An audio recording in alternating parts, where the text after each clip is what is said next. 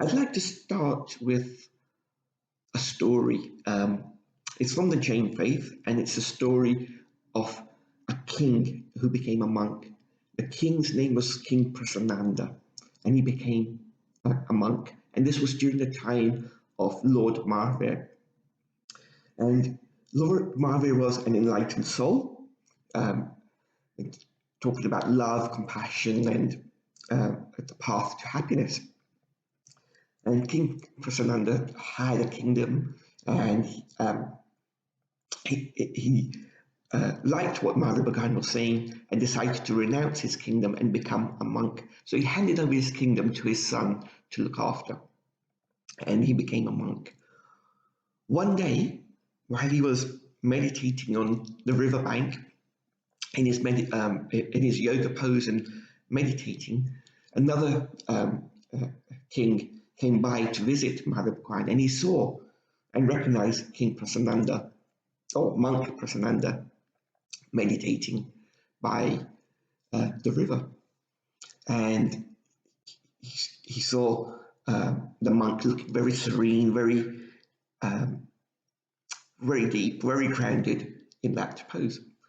When King Shrenik reached Lord Mahavir, he said, I saw monk Prasannachandra by the riverbank meditating.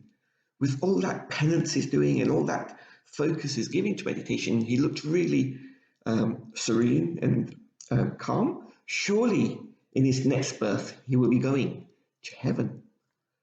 To which Mahavir Bhagwan replied, no, he will be going to hell.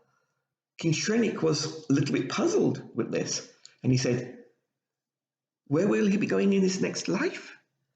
At this point, Mahavir Bhagwan said, he'll actually be going to heaven. King Shrenik was a little bit confused, and he asked Mahavir Bhagwan to explain, why he said at one moment he's going to hell and another moment he's going to heaven.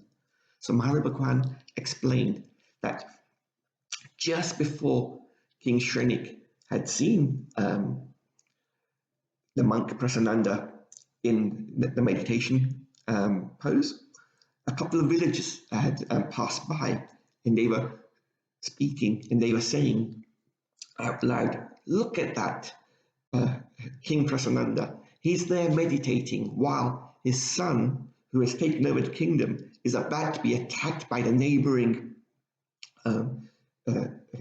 kingdoms and lose the kingdom. And King Prasannachandra heard this, and in his head he was still attached to his kingdom and attached to his son. And in his head he started thinking about how he was going to defend the kingdom, how he was going to battle with the neighboring armies who were coming to attack and fight them off and save his kingdom. And in doing so, these were the thoughts he was having when King Shrenik first saw him. So these thoughts of violence, of anger, of hatred. And that's why Mahavir Bhagwan said he would go to hell. But then, as he was preparing himself in his head to go into battle, he was adjusting his helmet to make sure he was ready for battle, and he physically touched his head. And upon touching his head, he felt his bald, shaven head, the head of a monk. And at that point, he realized what was going on, that he had renounced his kingdom, that he was a monk and shouldn't be thinking about violence and attachments and battle. And at that point, with that realization, he went into deep repentance and really deep reflection. And this was the time of that second question of, where would he go? And Mahavir Bhagwan saying, with that deep reflection and repentance and understanding what he had done, he would go to heaven. So the message of this story is, what might be showing on the outside doesn't necessarily reflect what's going on on the inside. There could be a monk there, completely calm, completely at peace, but he may be having a battle going on inside.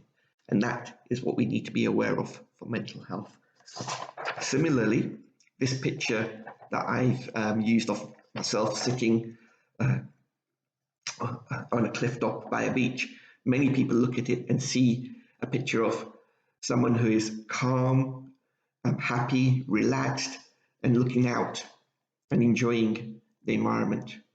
And that was the actual case for this picture when it was taken. But I wanted to also use this picture to show that it could be someone who's sitting there contemplating their last moments of life, one last look out to the horizon, and then stepping up, taking a few steps over that cliff edge and ending it all. So what is shown on the outside doesn't necessarily reflect what's going on inside, and that's what we need to be aware of in terms of mental health, both for ourselves and the people we interact with.